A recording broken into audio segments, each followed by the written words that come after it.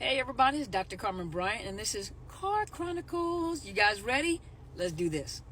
So many people want to know whether or not a person that has narcissistic personality disorder also has other mental health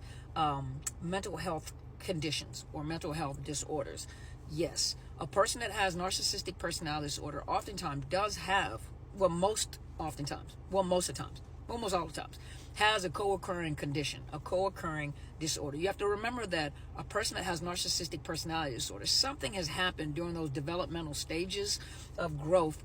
In the different developmental stages of growth, something has happened that has basically caused arrested development, that has caused something to have happened to cause them not to be able to process each stage of development appropriately.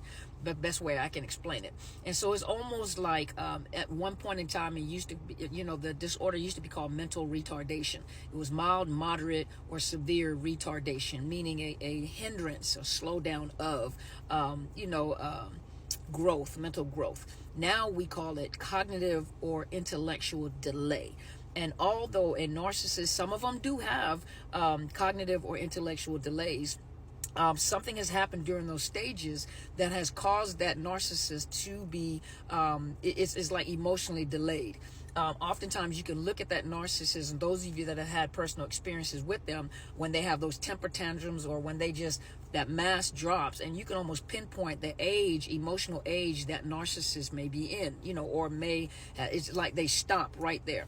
And a narcissist or narcissistic personality disorder is a mental condition. It's a character flaw. It is it's almost like a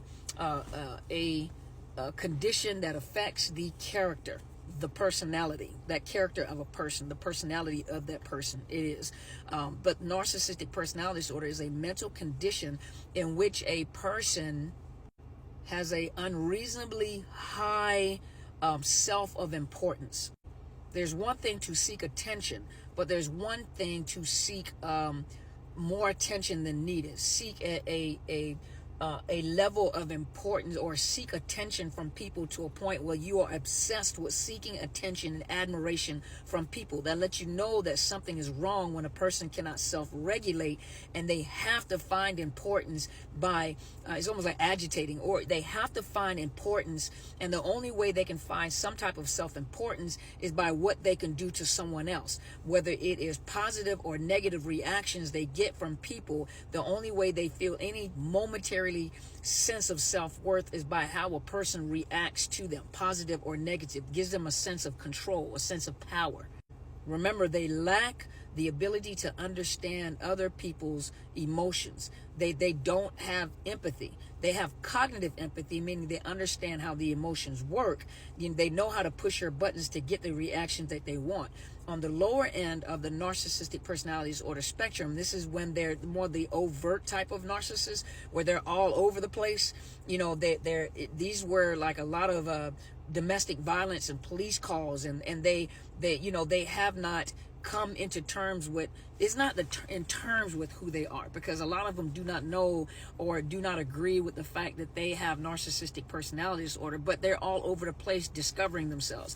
They know that something is different about them, and they take that and make it into something wonderful. They know something is wrong, something is going on, that they're different from other people, but they lack that impulse control. They lack, they want control, and they try to find control any way they can. They lack that impulse. They'll hit you, they'll bite you. I told you guys a story about when I was bit in the mouth, but they lack that impulse control. They lack the ability to feel other people's emotions. And it's not the sense, some of you guys are empaths, so you literally feel it, but some of us that have empathy, we can, if God forbid, if a parent passes away, we have that empathy, like, oh my gosh, I can't imagine what that feels like. And you try to imagine it like, I can't imagine what that feels like. And you show empathy for that person. What is it that I may look for or want if I was the one, who went through that? And so you try to, give that person, the care or the love or the attention that they need. A narcissist is not able to do that. Cognitive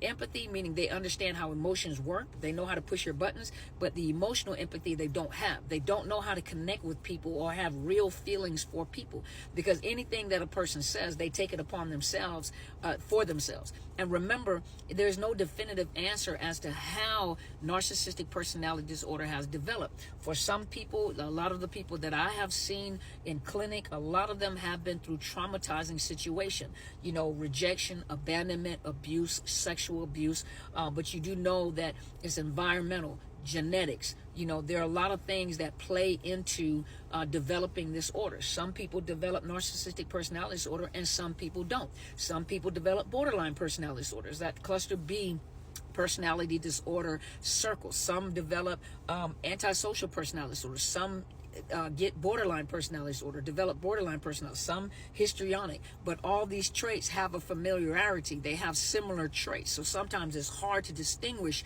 what we're dealing with.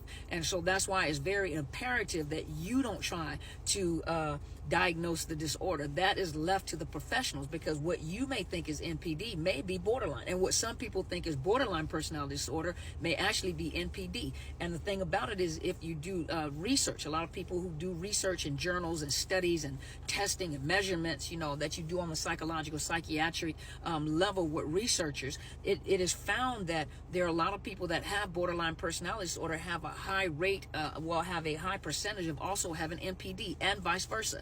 People that have NPD have a high probability of also having borderline personality disorder. So a person that has borderline personality NPD can also have co-occurring disorders. Those that we call the greater narcissists, those that are the malignant narcissists. If a person, is deemed to have malignant, well, they're all malignant, but malignant narcissist, which is the most dangerous of all narcissists, is one that also has antisocial personality disorder. Now, other disorders that you may find a narcissist to have is substance abuse disorders. A lot of narcissists may have narcissism, have substance abuse disorders, drug, alcohol, certain addictions. They may have addictions, some kind of addictive disorder, substance abuse disorder. You'll find major depression. A lot of them dysthymia, that's long-term depression. A lot of them are depressed. And when you determine that, you are very depressed, they'll play on that. They play on your empathy about the fact that they have other stuff going on in their life. Anxiety disorder. A lot of them do have PTSD. Some of them do have complex PTSD. A lot of them have, you find some that have the autistic disorders, autism. A lot of them do have bipolar disorder. If they don't have bipolar disorder, some of them have schizoaffective disorder. Schizoaffective, which is actually what you hear people talk about, bipolar, schizoaffective, or bipolar and schizophrenia, is not. What it is it's schizophrenia and bipolar put together. So they have the symptoms of schizophrenia. It's the best way I can explain it without being super technical, but it's basically a part of schizophrenia, parts of schizophrenia and parts of bipolar disorder put together. It's called schizoaffective disorder. Some affective disorders happen during seasons. Some of them is seasonal affective disorders that happens during certain season. Like here in the state of Washington, when you get into the winter months, there's a drop in vitamin D and vitamin C in the air, and a lot of people have issues with mood disorders. Affective disorders. And then you have those that have schizoaffective disorder, where they have signs and symptoms of schizophrenia and bipolar, the ups and downs. And so that those two together is called schizoaffective disorder. Those that have those manic episodes, those that do have paranoia, they have paranoia. Some of them do have not just disillusionment, hallucinations. They hear voices, or they may tactile. They feel things on their skin, tactile, or olfactory, which is smells. They smell things. Some of them smell sulfur. They smell fires or smoke. Tactile, auditory. They may see things. The visual, command voices. So a narcissist is not just prone to a personality disorder, because that also usually the narcissist usually has co-occurring disorders. Anything that you can think of, they have. Cognitive, intellectual delays, which, remember, used to be called mental retardation, mild, moderate, severe. They can have those.